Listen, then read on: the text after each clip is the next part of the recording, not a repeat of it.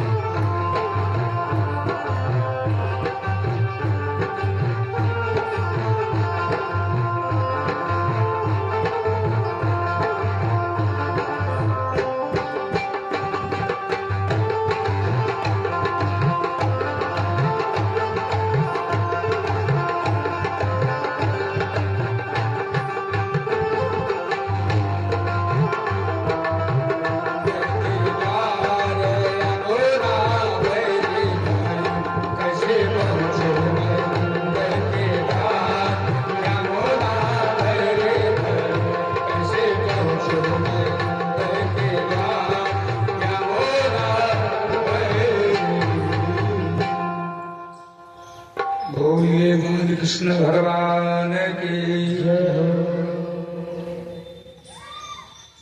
बेचारे वसुदेव अपने मन में यमुना मैया के यश स्वरूप को देख करके बड़े भयभीत हो गए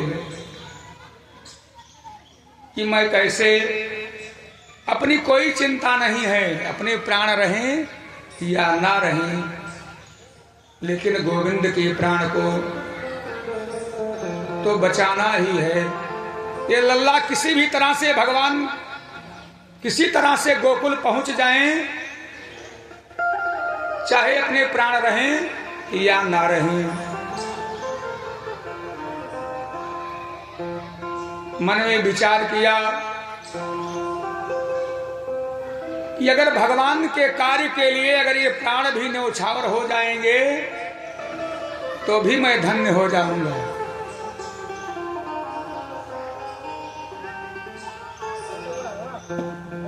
संसार में हम लोग कहते हैं कि बहुत काम है, ये करना है वो करना है, इसी से न भक्ति कर पाते हैं न कथा सुन पाते हैं।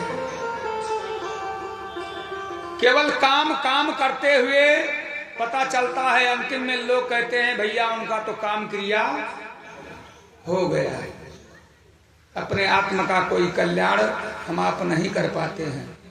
बस अंतिम में पता चला भैया उनका तो काम क्रिया हो गया। जबकि सबको या मानव तन किस लिए प्राप्त हुआ है? अपना काम करने के लिए। अरे अपना काम तो करना ही है, उसके साथ साथ में राम का भी काम करना है।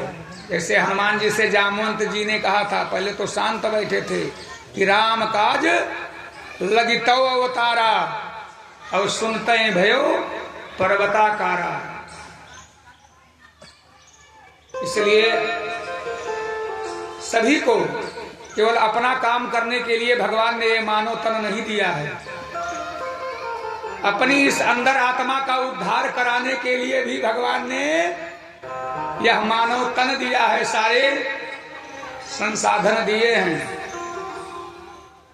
कि जिससे संसार में शरीर के द्वारा अपना भी काम करो, पत्नी के लिए, बच्चों के लिए, संसार के लिए खूब धन भी कमाओ, खूब ऐश्वर्य कमाओ, खूब बढ़िया मकान बनवाओ, खूब सुख सुविधाओं में रहो, लेकिन उसकी साथ साथ में जो कि नश्वर है, यहाँ छूट जाने वाला है, इस अपनी अंदर आत्मा जो राम नाम रूपी मुख्य धन जिसके उद्देश्य के लिए यह मानव तन प्राप्त हुआ है, और प्रत्येक प्राणी माता के गर्भ में भगवान को वचन भी दिया है कि संसार में आपका खूब भजन भी करूंगा, स्वयं तो करूंगा और लोगों को भी करने की प्रेरणा प्रदान करूंगा। क्योंकि यदि आप किसी को प्रेरणा देते हैं भजन करने के लिए या कथा सुनने के लिए कि भैया हमारे साथ चलो, तो आप अगर आपने प्रेरणा से उसको लाए हैं तो लाने वाले भक्त के दासोयंश का पुण्य भी आपको प्राप्त हो जाता है। किसी को प्रेरित करके लाते हैं तो दासोयंश का पुण्य स्वयं को प्राप्त हो जाता है, क्योंकि वो स्वयं तो नहीं आने वाला था, आप उसमें निमित्त बने, माध्यम बने।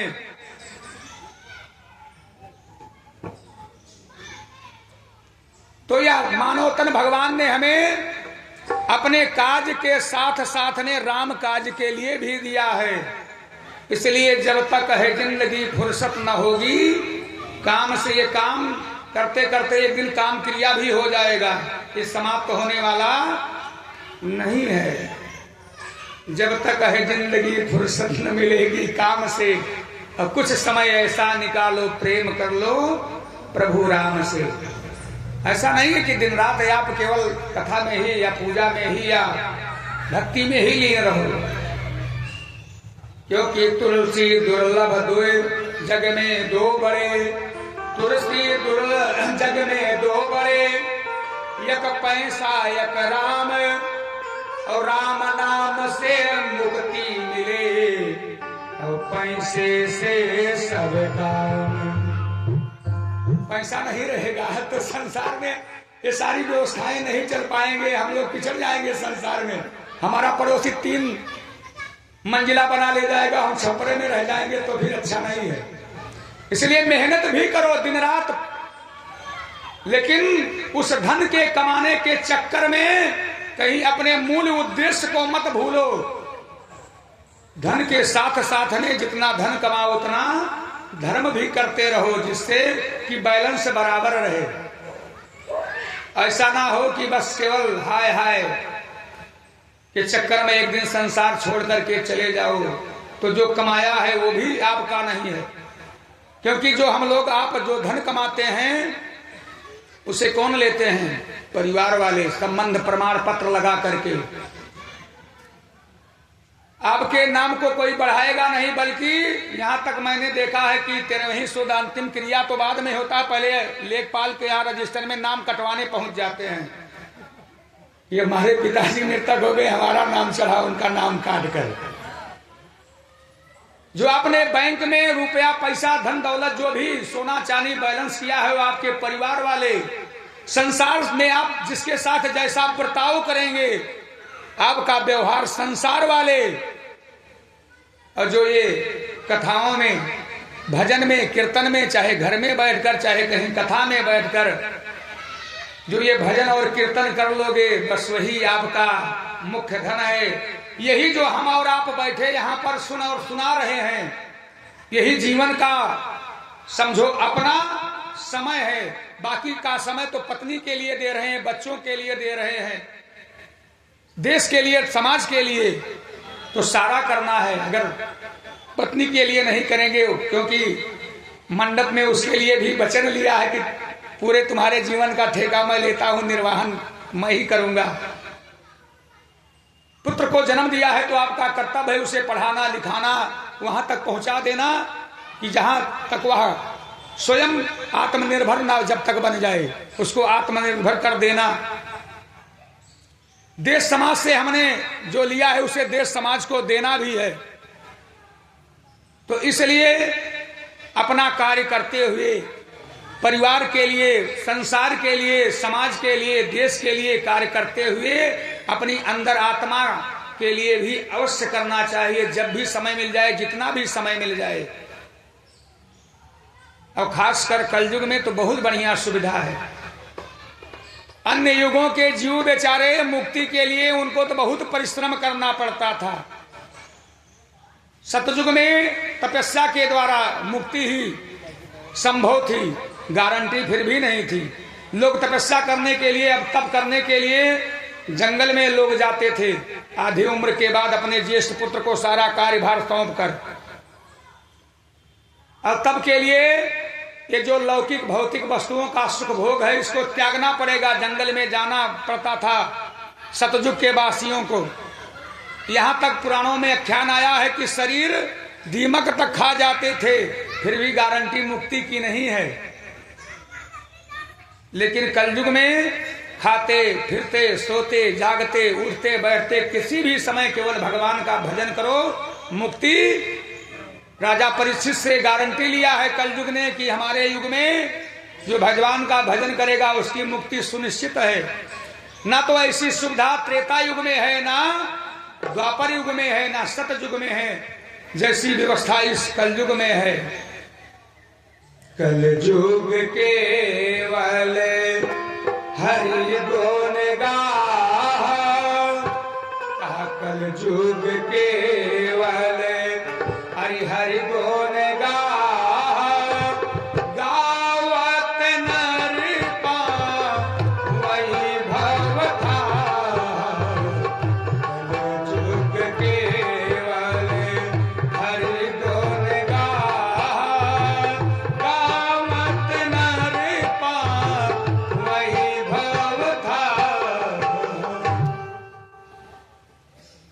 बस एक आधार राम गुण गाना, कलयुग जोग न जग न ज्ञाना। कलयुग ने कहा मेरे युग में यदि आप कोई यज्ञ कराने में समर्थवान नहीं है फिर भी उद्धार होने वाला है। कहीं कोई यज्ञ करा रहा है उसमें सम्मिलित हो जाइए। आप ऐसे किसी सत्संग को नहीं करा सकते हैं, कथाओं को कराने में समर्थवान नहीं है, भगवान ने इतना धन नहीं दिया है, तो कहीं अगर हो रही है तो उसी में जाकर के सम्मिलित होकर के। इसीलिए कथा में बार बार बुलाया जाता है, प्रेरणा दी जाती है। हम लोग चाहे घर के सत्यनारायण का व्रत करते हैं तो क्या आवश्यकता है, एक जजमान एक पंडित जी कथा सुना दे, जजमान सुन ले, तब भी तो पूजा हो जाएगी। और सभी लोग पूजा अपने लिए ही करते हैं, कि दूसरे के लिए थोड़े करता है। करता है कोई दूसरे के लिए नहीं करता है। लेकिन इसलिए जनाया जाता है कि जिससे हमारे साथ साथ में और भी लोगों का उद्धार हो जाए, कल्याण हो जाए। मान लीजिए कोई कराने में सत्यनारायण का व्रत, भागवत की कथा या कीर्तन भजन कराने में समर्थवान नहीं है, तो जिससे उसकी भी सदगति हो जाए, मुक्ति हो जाए संसार में। इसलिए बार बार बुलाया जाता है। लेकिन यहाँ तो लोग 5 शंख का इंतजार करते हैं, ये भी 5 शंख जब बाजेगा तब चलेंगे अंतिम वाले संघ पे, 4 के बाद 5वें पे चलेंगे प्रसाद लेने के लिए। तो फिर कोई प्रसाद ही हाथ आएगा।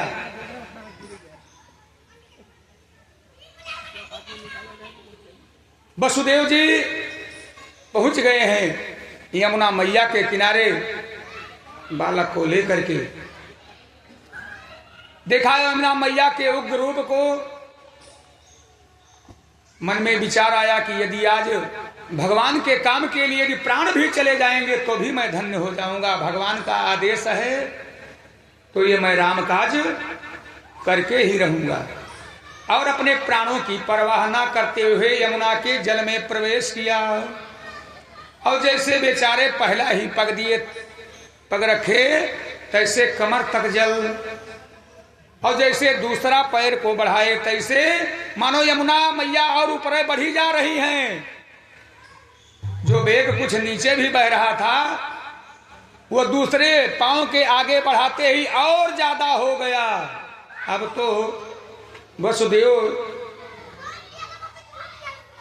यमुना मैया का जल उनके नाक तक पहुंच गया। अब तो सांस लेना भी दूभर हो गया।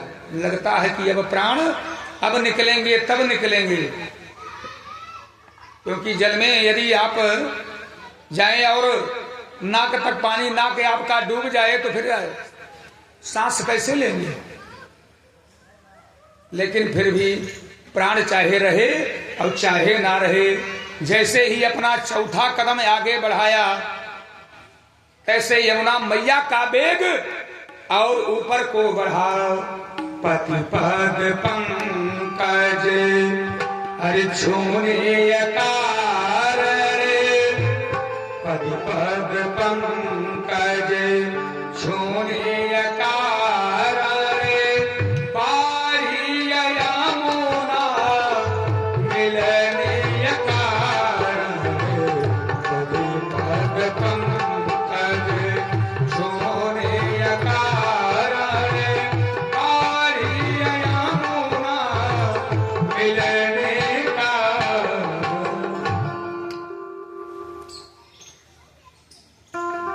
अब जैसे ही चौथा कदम बढ़ाया तैसे जल पहुंच गया, वसुदेव के सिर को भी पार करता हुआ। जो ऊपर टोकरी लिए हैं जिसमें नवजात शिशु बालक को लिए हैं, अब गोविंद जी समझ गए और तुरंत ही अब पूरा शरीर वसुदेव का टोकरी तक पानी पहुंच चुका है, और तुरंत ही अपने पैर को जैसे ही गोविंद भगवान, उस नवजात बालक जो गोविंद भगवान है, जैसे ही पैर को छुआया, यमुना मैया ने जैसे ही चरणों को पखारा, जैसे जल का स्पर्श किया, जिस वेग से ऊपर को बढ़ी थी उसी वेग से नीचे को आ गई। बोलिए गोविंद भगवान की। यमुना मैया का जल क्यों बढ़ा? क्योंकि भगवान गोविंद यमुना के पति हैं, कालिंदी के पति हैं। इसलिए यमुना मैया ने सोचा कि हमारे तो इष्ट, हमारे तो नारायण, हमारे तो पति परमेश्वर जगत पिता ऐसे ही चले जा रहे हैं और मैं इनका पैर तक नहीं पखार पाऊंगी, क्योंकि ये ऊंचे ऊंचे चले जाएंगे। इसलिए अपने जल के वेग को ऊपर उठाया था, और जैसे उनका मनोरथ सिद्ध हुआ, अर्थात गोविंद भगवान कृष्ण कन्हैया लाल के पांव को जैसे ही छू लिया, जिस वेग से ऊपर को बढ़ी थी उसी वेग से नीचे को आ गई। अब तो ऐसा प्रतीत होता है मानो जैसे जेठ बैसाख के महीने में यमुना मैया का स्वरूप होता है, ऐसा स्वरूप उस भाद्रपद के महीने में हो गया। और गोविंद को लिए हुए, कृष्ण कन्हैया लाल को लिए हुए पहुंच गए हैं वसुदेव जी नंद और यशोदा के द्वार पे। देखा नंद का मुख्य द्वार खुला हुआ है और सीधे पहुंच गए हैं अंदर में। तो देखा यशोदा के पास अभी जन्मी एक नवजात बालिका जो कि खेल रही है। तुरंत अपने बालक को वहां रखा जो साथ में लाए हैं, और उस बालिका को पुनः साथ में लेकर के, और जिस पांव से गए थे, जिस रास्ते से गए थे, उसी रास्ते से फिर पुनः लौट पड़ी। बोलिए गोविंद भगवान की। और वसुदेव जी के जाते ही भगवान की आज्ञानुसार योग माया को जो पहरा है, वह पहरा सब टूट गया है। यहां पर योग माया के द्वारा ही किवाड़ अपने आप खुले थे। सारे जो जहां थे वो वहां पर अचेतन अवस्था में खड़े थे, लेकिन जैसे ही वसुदेव गए तैसे मानो सब में चेतना जागृत हो गई। यशोदा को भी होश आया कि अभी तो मैंने बालक को जना और जान भी नहीं पाई। पूरे गोकुल में हल्ला हो गया कि यशोदा ने पुत्र को जन्म दिया है। अब जो जहां सुनता है वहीं से भागा नंद यशोदा के द्वार पर बधाइयां देने के लिए आता है, क्योंकि इनकी भी आधी उम्र बीत चुकी है, चौथापन है। कोई अब तक संतान नहीं थी, और इस अवस्था में जिसने सुना कि देवकी ने पुत्र को जन्म दिया है, वह उनको बधाइयां देने के लिए नंद और यशोदा के द्वार पे आ गए। और इधर देवता भी भगवान के बाल स्वरूप का दर्शन करने के लिए अपने रूप का परित्याग करके ग्वाल बालों का रूप धारण करके देवियां ग्वालिनों का रूप धारण करके और कृष्ण कन्हैया लाल गोविंद भगवान के दर्शनों के लिए नंद यशोदा के द्वार के गोकुल में आती हैं। बोलिए गोविंद भगवान की जय हो। प्रगटे भये अदुरैया। चारों तरफ पूरे गोकुल में हर्षोल्लास हो गया है कि देवकी भगवान पर कृपा हो गई, भगवान की कृपा हो गई कि देवकी को इस चौथे मन में और चौथेपन में पुत्र रत्न की प्राप्ति हो गई। चारों तरफ हर्षो और उल्लास है कि प्रगटे भय अदूरैया गोकुल माँ बाजे बधैया। प्रगटे भय अदूरैया गोकुल बाजे बधैया। प्रगटे भय अदूरैया गोकुल माँ बाजे बधैया।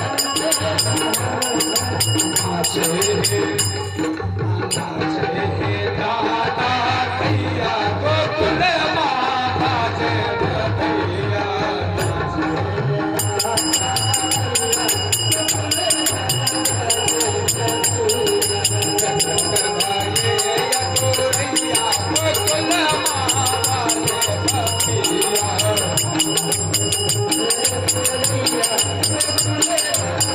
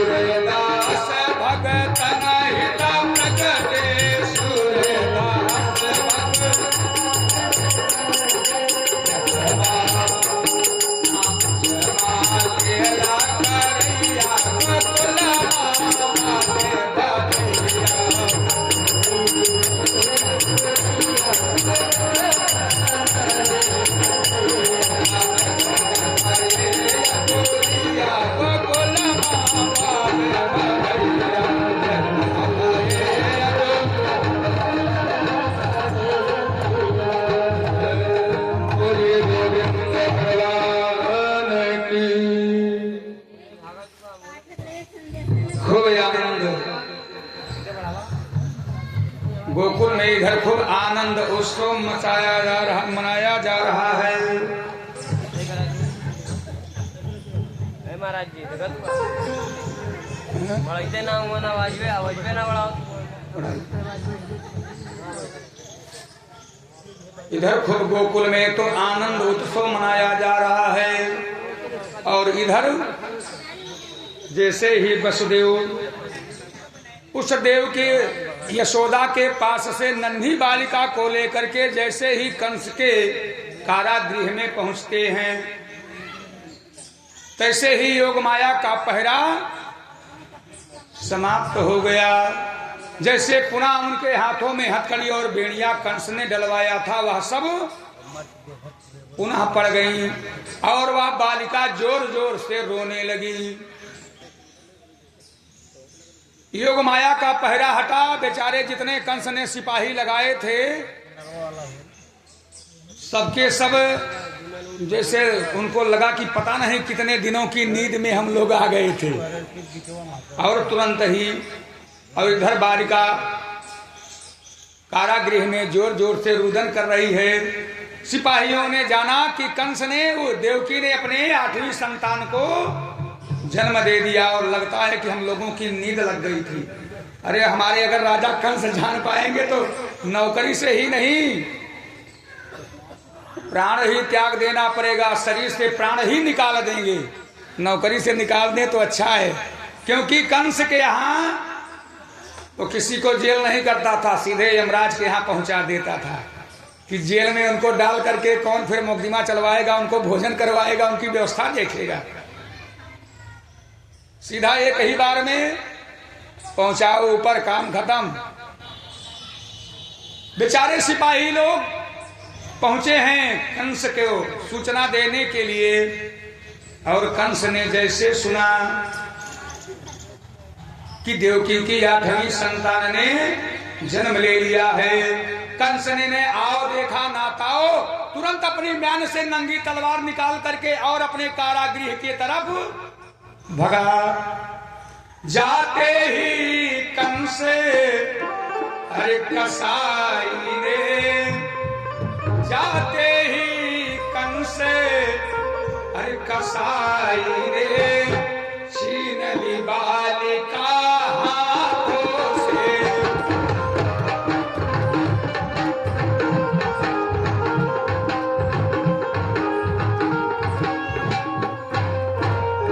और जैसे ही कंस ने समाचार सुना कि देवकी ने अपनी 8वीं संतान को जन्म दे दिया है, कैसे अपनी मृत्यु से बचने के लिए वह कारागृह की तरफ नंगी तलवार लेकर के भगा तो देखा देवकी अपनी गोद में लेकर के उन नन्ही बालिका को प्यार कर रही हैं, प्रेम कर रही हैं।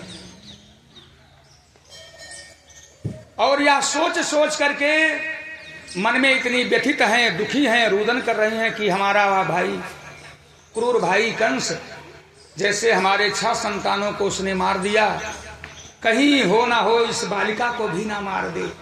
कितना प्यारा इसका सुंदर मुखड़ा है। बड़ी मन में व्यग्रता है, बड़ी चिंता है देवकी के। इतने में कंस सामने पहुंच गया और उस बालिका को न आओ देखा ना ताओ तुरंत देवकी की गोद से छीन लिया। देवकी ने अपने भाई कंस के पैर को पकड़ करके अनुमय विनय करने लगी, भैया इसे मत मारो, ये तो कन्या है, आप कहां शूरवीर हैं, आपके सामने तो दिग्पाल भी थर थर कांपते हैं। किसी देवता में भी इतना साहस नहीं है जो आपके शूरवीरता को ललकार सके, आपका सामना कर सके। फिर ये तो बालिका है, नवजात बालिका है, ये आपका क्या बिगाड़ पाएगी, ये तो आपकी भांजी है। यदि इसे आप अभय कर दोगे, जीवन दान दे दोगे तो यह सदा तुम्हें आशीर्वाद ही देगी। इसलिए इस बालिका के प्राण को त्याग छोड़ दो। अनुमय विनय कर रही हैं, गिड़गिड़ा रही हैं उसके पैरों को पकड़ करके अपने भाई कंस के। लेकिन वह कंस किसी भी तरह से मानने के लिए तैयार नहीं है। कहा, बहन मैं तुम्हें प्यारा हूं या यह कन्या प्यारी है जो अभी भी जन्म लिया है? तेरे साथ तो मैंने बचपन से पले हैं, बढ़े हैं, एक साथ खाए हैं, पिए हैं, उठे हैं, बैठे हैं। एक ही नवजात बालिका कन्या के लिए तू अपने भाई को भूल गई। जैसे तूने अपने 6 संतानों का बलिदान कर दिया है, वैसे इस कन्या का भर बलिदान कर दे। देवकी नाना प्रकार के अनुमय विनय करती है, आपकी भांजी है, आपको सदा केवल आशीर्वाद ही देगी। कंस कहता है, वो तो मैं भी जानता हूं कि जहां हमारे सामने दिग्पाल देवता तक साहस नहीं करते हैं सम्मुख आने के, ये कन्या मेरा कुछ नहीं बिगाड़ पाएगी। लेकिन आकाशवाणी ने बताया है कि तेरी ही 7वीं संतान मेरी मौत का कारण बनेगी।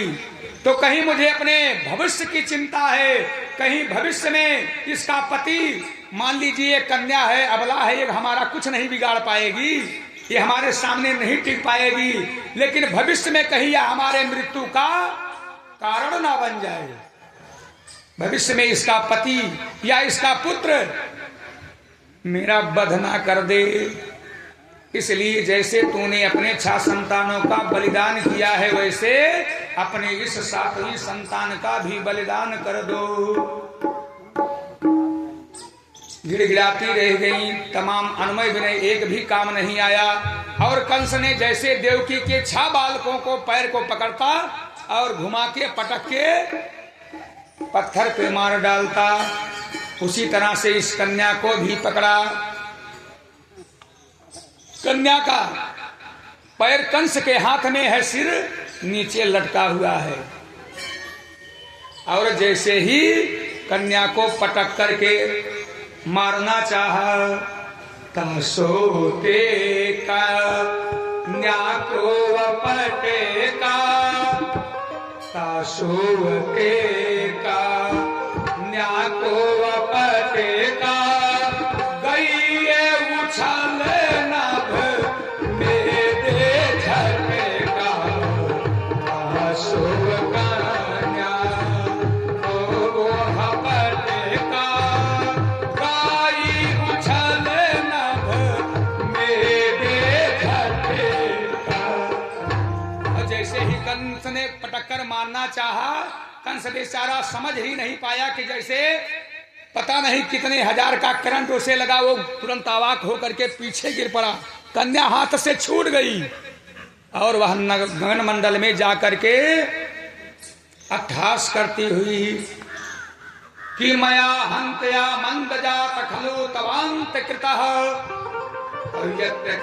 पूर्व शत्रुवाहिंसी कृपाणानां वृथः।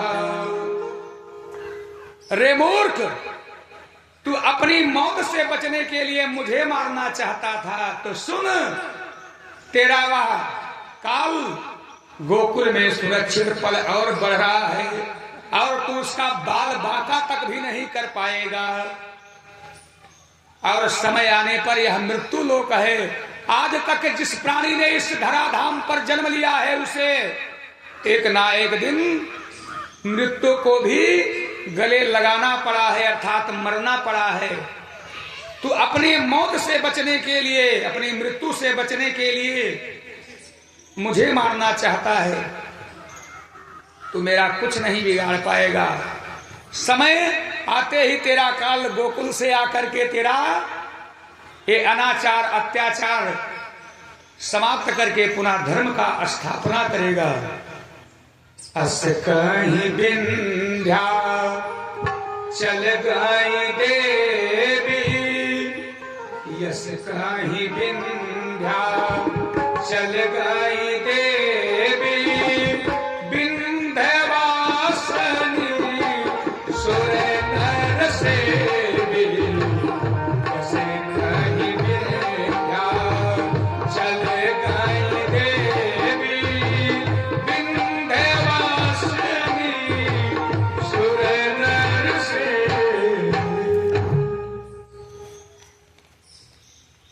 और इस इस तरह से वह गंगन मंडल में आठास करते हुए कहा, मूर्ख, तेरा काम तो समय आने पर समाप्त हो जाएगा। और वही देवी जाकर के विंध्य पर्वत पर विराजमान होकर के विंध्यवासिनी के रूप में सभी भक्तों के मनोरथ को पूर्ण कर रही हैं। बोलिए विंध्यवासिनी मैया की। और ये मन से चलते हैं मां विंध्यवासिनी के पावन दरबार में। या देवी सर्वभूतेषु मातृरूपेण संस्थितः नमः तस्यै नमः तस्यै नमः तस्यै नमो नमः। बोलिए विंध्यवासिनी मैया की। दरबार तेरा मैया, दरबार तेरा मैया, सारे जग से निराला है। दरबार तेरा मैया, सारे जग से निराला है। दरबार तेरा मैया,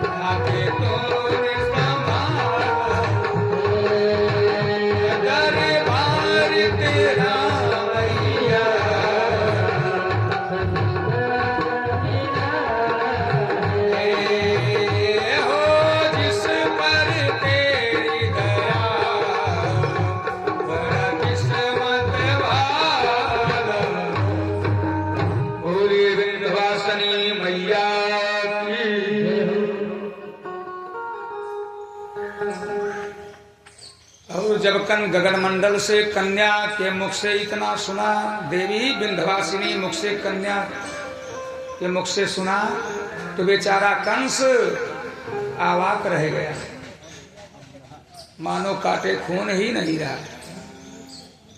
मैंने अपनी मौत से बचने के लिए कितना प्रयास किया, कितना उपाय किया, लेकिन मेरा वो काल कैसे गोकुल में सुरक्षित पल रहा है, बढ़ रहा है। वसुदेव और देवकी के सामने हाथ जोड़ करके कहता है, बहन, जो हमारे हाथों तुम्हारे 6 पुत्रों का वध हो गया, जो ये पाप हमारे सिर पे लगा, इसका कारण मैं नहीं हूं। ये सारा दोष देवताओं का है। देवताओं ने ही तुम्हारे और हमारे साथ छल किया है, अन्यथा तुम तो हमारी बहन हो। भला कौन मारेगा अपने भांजे को? मुझे क्षमा कर दो। और अनुमय भी नहीं करता है। देवकी कहती हैं, भैया, अपनी मौत से बचने के लिए तुमने हमारे 6 पुत्रों को मौत के घाट उतार दिया, उनको पटक कर मार दिया, लेकिन मौत सुनिश्चित है, उसका समय सुनिश्चित है। व्यवस्थाएं चाहे जितनी कर लो, डॉक्टरों की पूरी फौज खड़ी कर दो, मेडिकल स्टोर घर में ही ला करके खड़ी कर दो, चाहे तो प्राणी को उसके बराबर सोने चांदी या आभूषण रुपए से तोल के रख दो कि जो इसे मौत से बचाएगा सब उसी के नाम। फिर भी जब उसका समय आ जाएगा तो कोई एक भी पल, एक भी घड़ी टाल नहीं पाएगा। फिर भी तू मेरा भाई है, मैं तुझे क्षमा करती हूं। जो तूने किया है वो तेरे काम आएगा, जो मैंने किया है वह मेरे काम आएगा। देवकी और वसुदेव को कैद से मुक्त कर दिया कंस ने कि आज मैं जान गया कि तुम्हारा कोई दोष नहीं है। ये सारा दोष देवताओं, छलिया देवताओं का है। और तुरंत ही आया अपने दरबार में, अपने दरबार को लगाया, सारे मंत्रगण सभासदों के साथ मंत्रणा करने लगा कि हम लोग इतना प्रयास किए फिर भी मेरा शत्रु निकल गया, गोकुल में पल रहा है, बढ़ रहा है। सिपाहियों को आदेश दिया कि गोकुल में जाकर के जितने भी नवजात बालक जन्मे हों उन सबका काम तमाम कर दो, उनका वध कर दो।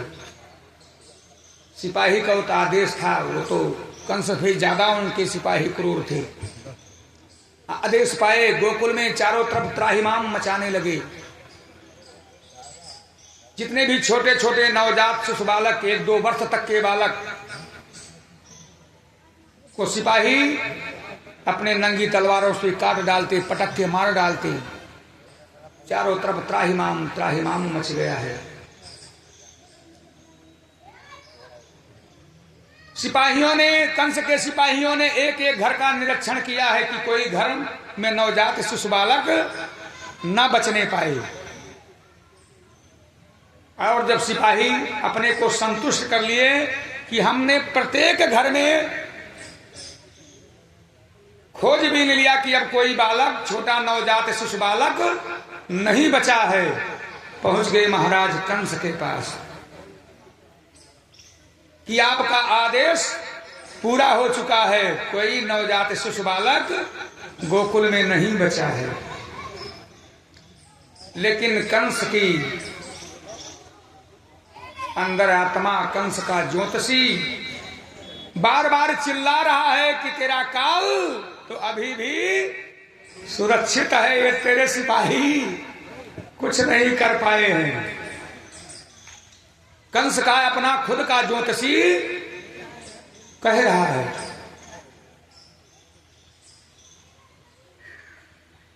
हनुमान जी जब लंका को चले तो सारे बानर भालुओं से कहा, जब लगी आवों सीत ही देखी, मोहि काज मोहि हर्ष विशेषी। आप लोग यहाँ पर भगवान का भजन कीर्तन करते हुए, कंदमूल फल का आहार बनाते हुए, और तब तक मेरी प्रतीक्षा करना कि जब तक मैं अपने कार्य को करके वापस ना आ जाऊं। किसी बंदर ने पूछा, क्या किसी ज्योतिषी से पूछ कर चले हो कि जाओगे वो काम तुम्हारा हो ही जाएगा?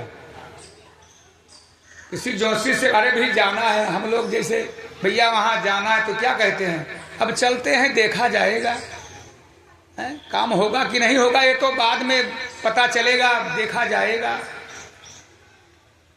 लेकिन हनुमान जी कहते हैं कि संसार में किसी और ज्योतिषी से पूछने की आवश्यकता नहीं है, सबके पास अपना एक ज्योतिषी होता है, और वह ज्योतिषी कोई और नहीं है बल्कि आपका मन, आपकी अंदर आत्मा। अगर आप किसी काम के लिए चलें और पहले से ही मन में हो जाए चलो चलते हैं, पता नहीं देखा जाएगा, होगा कि नहीं होगा, तो हो सकता है कि काम ना भी हो। और अगर मन में हर्ष है, आपके विश्वास है कि मैं जो इस काम के लिए निकला हूं वो हमारा कार्य भगवान की कृपा से पूरा ही होगा, तो ये गारंटी है कि वो आपका काम पूरा होके रहेगा। हनुमान जी कहते हैं कि हमारे हृदय में अपार हर्ष हो रहा है, प्रसन्नता हो रही है कि हमें इस कार्य करने का अवसर प्रदान हुआ है, और मैं यह कार्य जरूर करूंगा। मेरे मन का ज्योतिषी, मेरा मन कह रहा है कि यह कार्य मेरे द्वारा जरूर संपन्न होगा।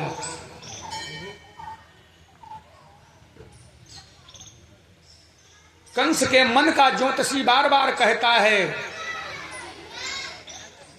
कि सिपाही झूठ बोल रहे हैं, ये सही नहीं बोल रहे हैं, मेरा काल अब भी जीवित है। इसलिए उसने एक मायाविनी जिसका नाम था पूतना, पूतना का ध्यान लगाया। पूतना तुरंत प्रकट हुई, महाराज आदेश कीजिए। बस केवल आदेश यही है कि हमारे सिपाही गोकुल में गए और ये कहते हैं कि प्रत्येक घरों में निरीक्षण करके नवजात शिशु बालक को जो मेरा शत्रु जन्म लिया है अभी अभी समाप्त कर दिए हैं, लेकिन मेरा मन कहता है कि अभी वह सुरक्षित है। लगता है ये सिपाहियों के डर से हमारे काल को किसी ने छिपा लिया होगा। तुम बड़ी मायाविनी हो, इसलिए अपने माया के बल पर तुम गोकुल में प्रत्येक घर में पता लगाओ, और पता लगा करके जिस घर में वह नवजात शिशु बालक मेरा काल मिल जाए उसका काम समाप्त कर दो। पूतना ने कहा, महाराज आपका आदेश, मानो आपका काल समाप्त। मैं अपनी माया का ऐसा बवंडर फैलाऊंगी कि उसको चाहे जहां छिपा करके गोकुलवासी आपके काल को रखे होंगे वह हमारे सामने ला करके प्रस्तुत कर देंगे। और वह पूतना अपने घोर राक्षसनी रूप को छोड़ करके अपनी माया के द्वारा अपना एक सुंदर नटनी का रूप धारण कर लिया और अपने स्तनों में हलाहल विष लगा लिया कि जैसे ही वह मेरा काल मुझे प्राप्त होगा सो स्तनपान कराने के बहाने उसका काम मैं तमाम कर दूंगी। और अपना सुंदर नटनी का रूप धारण करके पहुंच गई है गोकुल में। अब प्रत्येक घर में जा करके पहुंचती है। किस गोकुल में अभी अभी किसी के यहाँ कोई बच्चा जन्म लिया हो तो उसके घर का पता बताओ।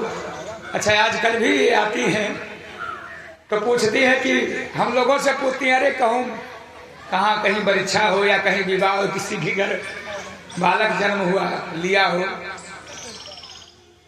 मंगल गा करके इन लोगों को उसी से अपनी आजीविका चलाते हैं, पेशा है इनका भी।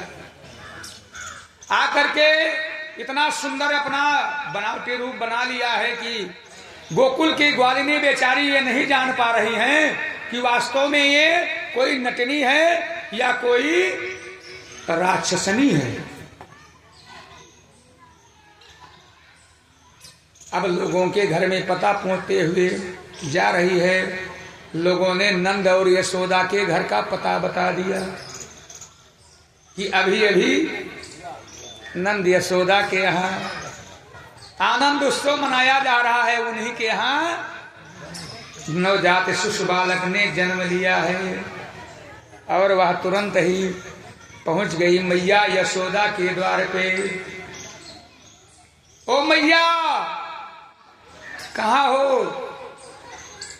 भगवान की बड़ी ही अवधूत की कृपा हो गई कि भगवान ने आपकी गोदी भरी, आप हमारे मनोरथ को पूरा करो। और द्वार पे बैठ करके अपना कीर्तन करने लगी। कहती है, हरे लल्ला जन्म सुनी आए, लल्ला जन्म सुनी आए, यशोदा मैया दे दो बधाई। लल्ला जन्म सुनी आए, लल्ला जन्म सुनी आए, यशोदा मैया दे दो बधाई।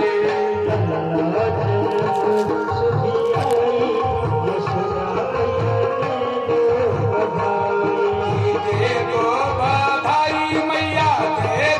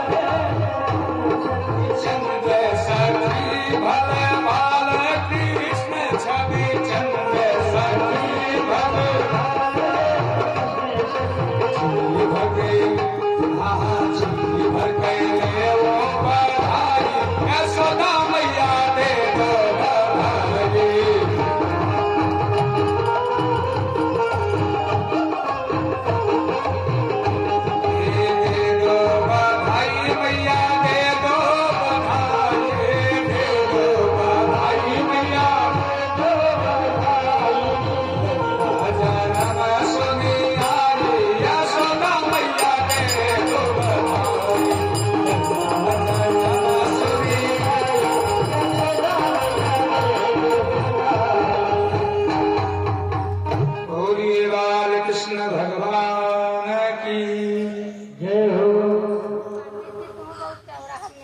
अब मैया को क्या पता था,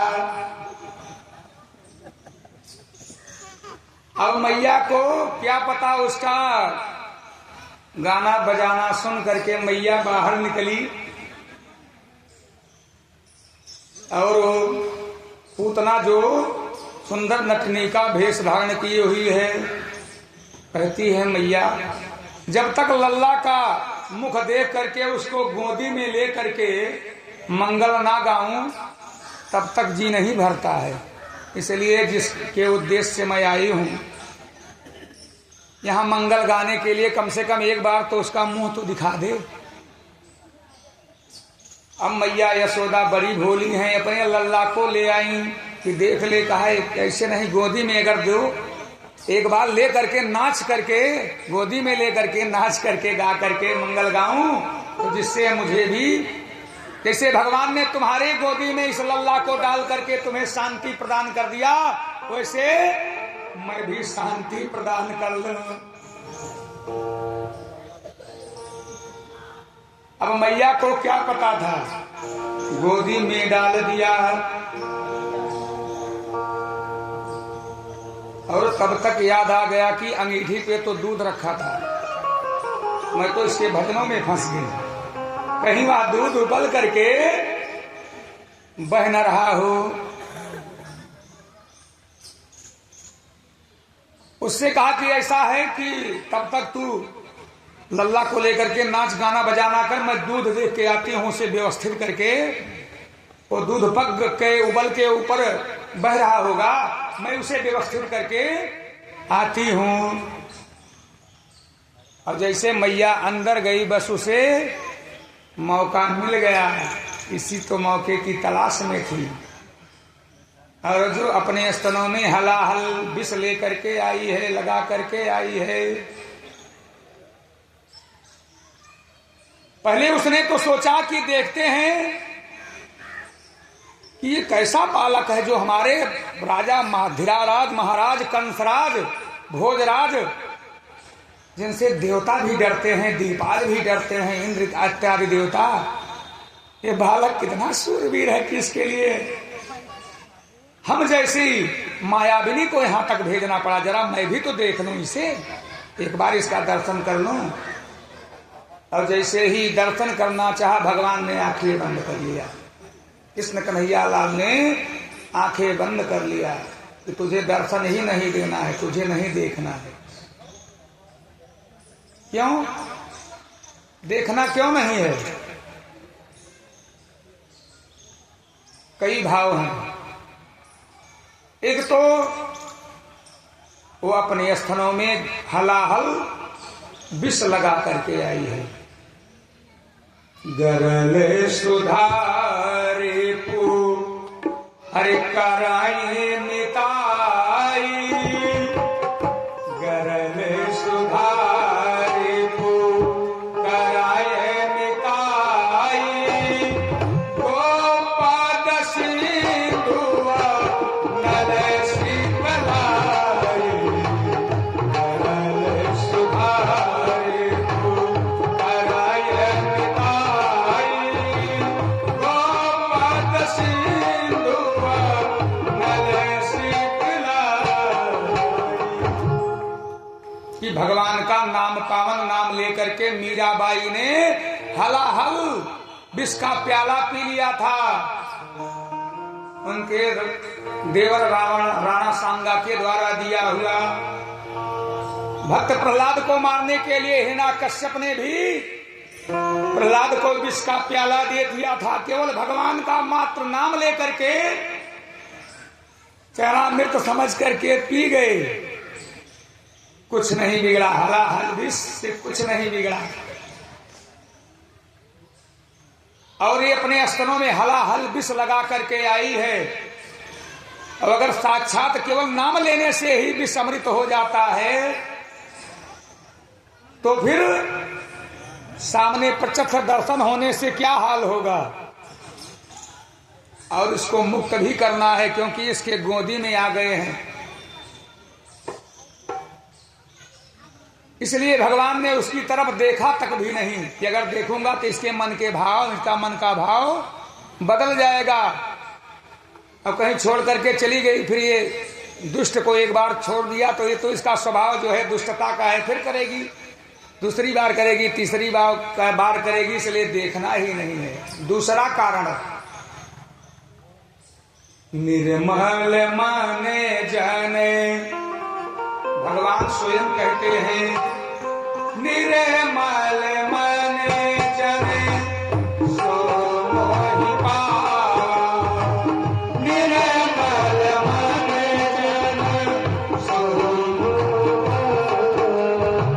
मोहि कपट छल छिद्र न भावा, मोहि कपट छल छिद्र न भावा, निर्मल मन जन सो मोहि पावा, मोहि कपट छल छिद्र न भावा। भगवान कहते हैं कि हमें वही प्राप्त करता है जिसका मन निर्मल हो। और यहाँ पर पूतना का कैसा मन है? निर्मल कपट का रूप, मन में तो मारने का भाव लेकर के आई है, और ऊपर से छल पूर्वक उसका वास्तविक रूप है राक्षसनी का, लेकिन उस रूप को छुपाते हुए अपना माया के द्वारा रूप बदल दिया है। भगवान कहते हैं मानो कि बनावटी लोग बिल्कुल मुझे पसंद नहीं है। आप जैसे भी हो, जिस भी अवस्था में हो, प्रणतपाल रघुनायक करुणा सिंधु खरारी, गए शरण प्रभु राखी है सब अपराध विसारे। आप जैसे भी हो, केवल मेरे शरण में आओ। मैं तो, भगवान कहते हैं कि आप हमारे लिए एक कदम चलो, मैं तुम्हारे लिए 1000 कदम चलने के लिए तैयार हूँ। मेरे लिए 1 रुपया खर्च करके तो देखो, अगर कुबेर का भंडार ना भर दूं तो कहना। मेरे लिए तुम केवल प्रेम करके देखो, अगर संसार का प्रेमी तुझे ना बना दूं तो कहना।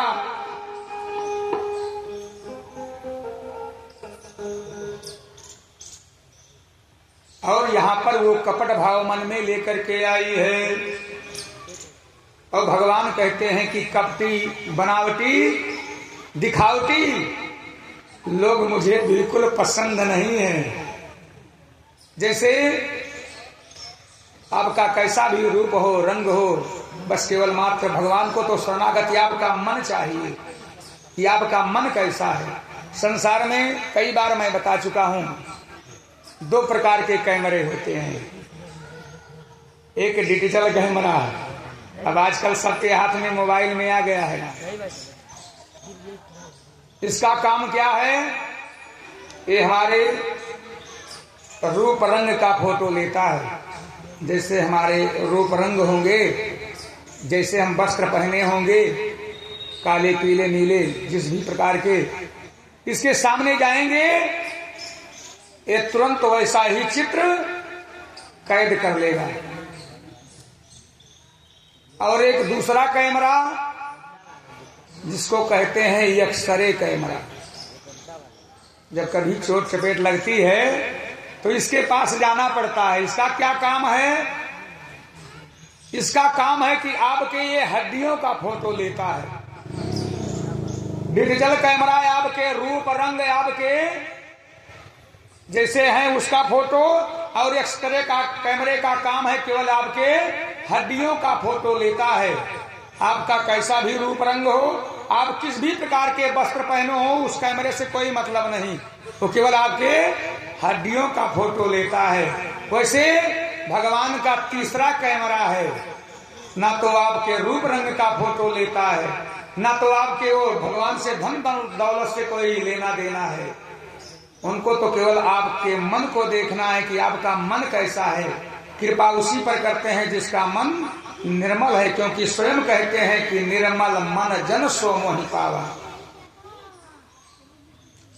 और ये अपने भाव मन में कपट भाव लेकर के आई है। मन में मारने का विचार लेकर के आई है, ऊपर से कपट भाव से अपना सुंदर नटनी का रूप बना करके आई है। तीसरा भाव, मानव आंखें, इसलिए भगवान कृष्ण कन्हैया लाल ने बंद कर ली, बंद करके मानो देवाधिदेव महादेव शंकर जी का ध्यान कर रहे हैं कि प्रभु मैंने सुना था, मैंने सोचा था कि चलूंगा गोकुल में, अवतार ग्रहण करूंगा, खूब दूध दही माखन मिश्री खाने को मिलेगा। यहाँ तो सबसे पहले ये विष ही सामने आ गया है, तो विष पीने का तो हमारा अभ्यास है नहीं, इसलिए पहले आप विष पियो, उसके बाद हम पै का पान करते हैं, तब हम दूध पिएंगे। बोलिए गोविंद भगवान की भाव कुछ भी रहा। मैया चली गई है अंदर में, और इधर पूतना को समय मिल गया, उसने नन्हे बालक को अपनी छाती से लगा करके अपना स्तन पान कराने लगी। मन में विचार है कि स्तन पान कराते इसका काम तमाम कर दूंगी। अब गोविंद भगवान कृष्ण अब धीरे धीरे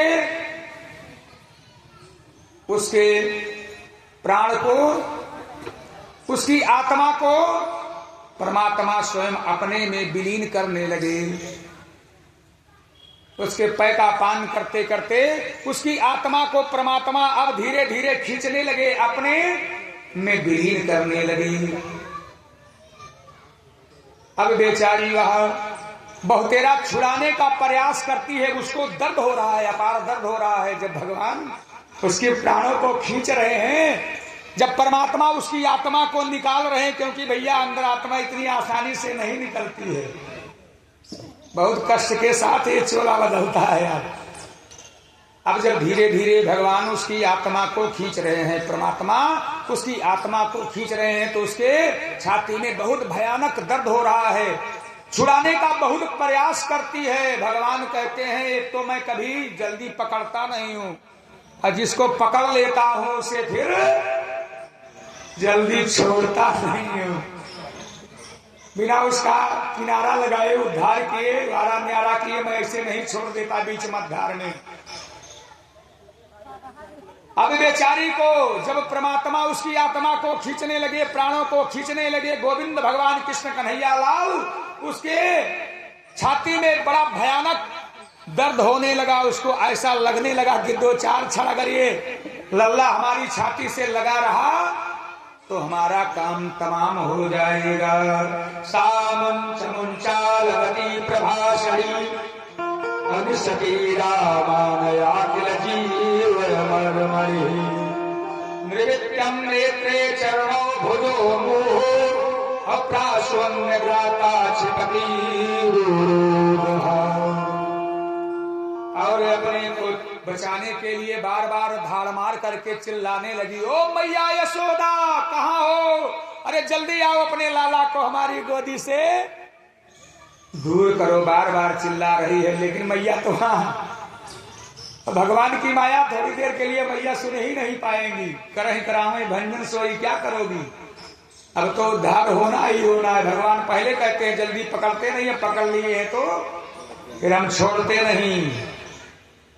चिल्लाई धारे अरे मारे मारे खल चला न उसे आराती।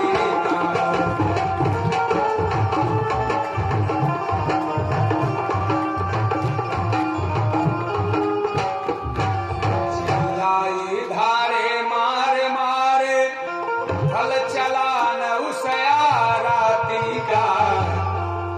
हाँ जसुदेश लाला को दूर करो। बेचारी बार बार यशोदा मैया को बुलाती रह गई अपने प्राणों को बचाने के लिए, लेकिन यशोदा मैया तो अपने दूध के कार्य में व्यस्त हो गई हैं। अब इसको ये लगने लगा कि अगर दो चार क्षण और ऐसे ये बालक चिपका रहा तो फिर मैं जीवित नहीं बच पाऊंगी। ऐसे बालक को छाती से लगाए हुए और नगर के बाहर भागी अपने प्राणों को बचाने के लिए। और जैसे ही नगर के बाहर पहुंची, गोविंद भगवान परमात्मा ने उसकी आत्मा को अपने में विलीन कर लिया, अर्थात पै के साथ साथ में उसके प्राणों का भी पान कर गए, उद्धार कर दिया। बोलिए गोविंद भगवान की, श्रीमद् भागवत महापुराण की, अवघड़ बाबा चौधरी बाबा की। और पूतना उद्धार के साथ इस कथा को यहीं पर विराम करते हुए